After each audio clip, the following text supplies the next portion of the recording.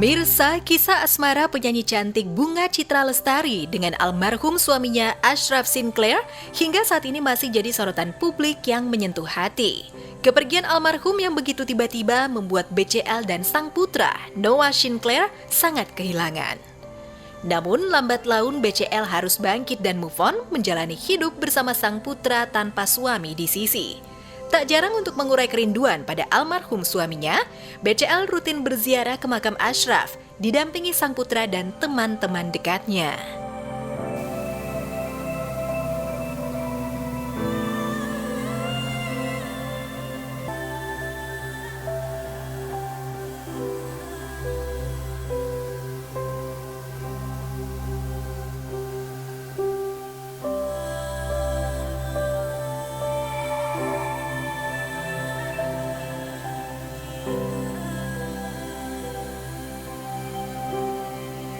Seperti yang kalian ketahui ya pasti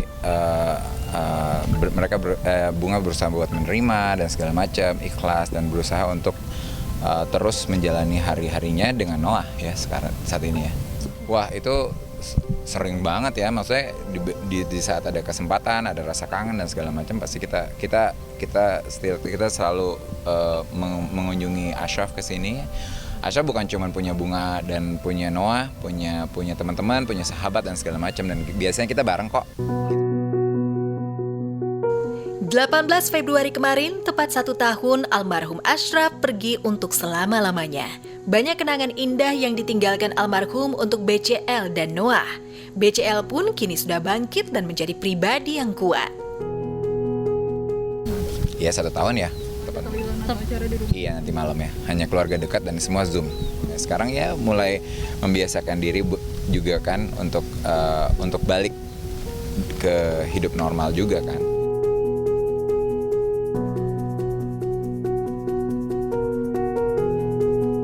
Ya, menjadi pribadi yang kuat, hal itu digambarkan oleh BCL melalui video yang diunggahnya di kanal YouTube-nya saat berbincang dengan sang sahabat Daniel Mananta. Video yang diberi judul Love Story itu sempat menduduki puncak trending, di mana BCL banyak bercerita soal cinta dan kasih sayang. Dalam kisahnya, BCL mengungkap sebelum bertemu Ashraf, kisah cinta dan hubungannya selalu rumit dan berat. Namun setelah bertemu Ashraf, BCL merasa semua menjadi lebih mudah. Banyaklah peristiwa ya, peristiwa dalam hidup gue, teenager sampai ke high school segala macam, terus sampai gue even when I start my career juga, sampai ke akhirnya momen gue ketemu Ashraf. Gue pikir cinta itu emang semenyakitkan itu gitu, seberat itu. Terus gue ketemu Ashraf, so gue kayak, oh enggak loh, it's not like that. Ternyata it's so easy. Jadi gue ngerasa kayak, wow, gue selama ini kok kayaknya berat banget nih hubungan gue gitu, rasanya kok kayak banyak banget yang mesti, kayaknya selalu ada tuntutan untuk perubahan. Selalu ada tuntutan untuk kayak misalnya to be together, lo harus begini. Sama Ashraf tuh nggak mungkin, karena somehow kita klik aja sih.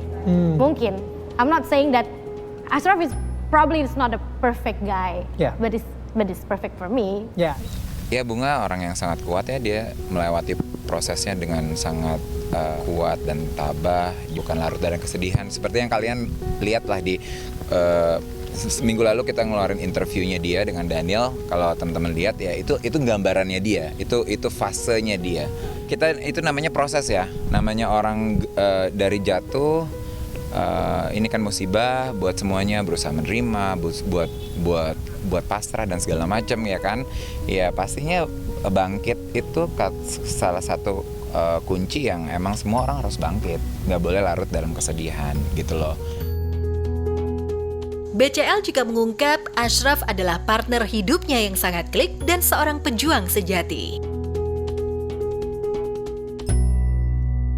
It's not only about, bukan cuma diomongin ya, tapi I can feel it that kalau dia bisa, he gets me, he understand me. Dan it's not an easy job gitu to understand me. But somehow we click gitu. Gue ngerasa sebelumnya kok kayaknya berat ya, mencoba mempunyai connection dengan seseorang tuh it's hard. Terus menerima orang dengan kekurangannya, gue diterima dengan kekurangannya atau kelebihannya. Dan Ashraf tuh kayak bisa ngelihat gue yang tough, tapi dia bisa cinta sama gue yang lemah. Kan ada kayak orang pengen nikah, pengen suami yang mapan, pengen suami yang bisa ngasih tau dia ini, ngasih tau dia itu, gini gitu, ngejagain. Gue tuh enggak, gue bener-benernya I'm looking for a partner. Jadi gue nggak pernah berpikir kalau punya suami terus hidup kita jadi lebih enak gitu, nggak pernah. Gue akan bekerja sekeras gue bekerja sebelum gue punya suami.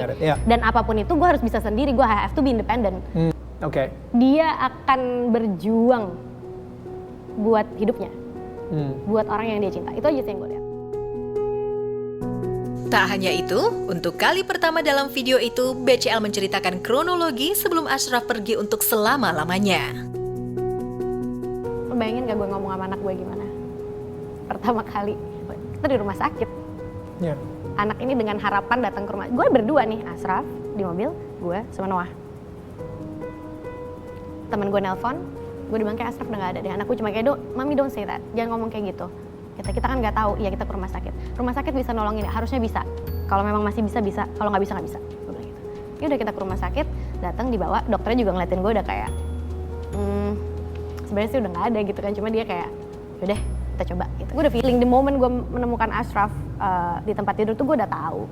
Gue rasanya udah kayak di kepala gue cuma kayak, if you have to leave, you leave. I'm fine. If it's best for him to go, then just leave. Gue urus anak lo, tenang gitu. Ya udah gue sampai rumah sakit, ya udah gue ngaji, terus dokternya kayak, udah ya bu, udah nggak ada. Udah, gue datang ke anak gue cuma, gue nggak nangis, nggak nangis cuma kayak, Noah, Daddy udah nggak ada, Daddy udah nggak ada ya. I'm so sorry. There's nothing we can do. They've tried. Terus, hah? Terus dia kayak, terus siapa nanti yang nemenin Mami kalau Mami ada bisnis trip lagi? Kalau Daddy nggak ada, Mami sama siapa? That's the first word yang dia pikirin. Maksudnya gimana? Kayak Mami Kunoyo kemarin kalau Daddy nggak ada, siapa yang nemenin Mami? Kata dia. Kan ada Om Dodi. Ada banyak yang nemenin Mami, tenang aja. Terus, I know this gonna happen. Tapi Noah nggak. Pakai bahasa Inggris gue juga lupa dengan pokoknya dia nggak nyangka hal ini terjadi di saat dia masih kecil. Tapi dia tahu ini akan terjadi dalam hidupnya dia. Saat ini, BCL mengungkap dirinya jauh lebih tenang dan siap melangkah lagi melanjutkan hidup. BCL juga kembali mengeluarkan karya terbarunya, menyanyikan ulang lagu love story yang penuh makna cinta. Have to live with the guilt, man. That's one of the most painful thing. Yang grieving harus dilalui saat grieving adalah the guilt. Tanpa lo ada peran dalam kematian orang itu. Jadi gue mulailah dengan gimana caranya kita putar otak nih, the whole team. Let's make this from home. Wow. Akhirnya gue lakukan semua show gue dari rumah. Buat dia juga step by step. Makanya kemarin juga sempat ada live from Attic. Kita keluarin lagi lagu-lagu yang di rearrangement ulang. Ibaratnya dia keluarin. Alhamdulillah juga itu juga dapat respon yang sangat baik gitu loh. Ibaratnya itu a part-nya dia, step-stepnya dia. Panggung Indonesian Idol semakin seru dan menarik perhatian pemirsa. Salah satu peserta yang seringkali menjadi trending dan viral adalah Jemimah Cita. Ya, di panggung Indonesian Idol Special Season, Jemimah berhasil membawakan lagu Separuh Aku milik band Noah dengan nuansa yang berbeda. Penampilan Jemimah saat itu dipuji para juri, termasuk Ariel, vokalis Noah, yang ketika itu menjadi juri di Indonesian Idol. Aku di sini menyadari per lirik kamu sampaikan dengan cara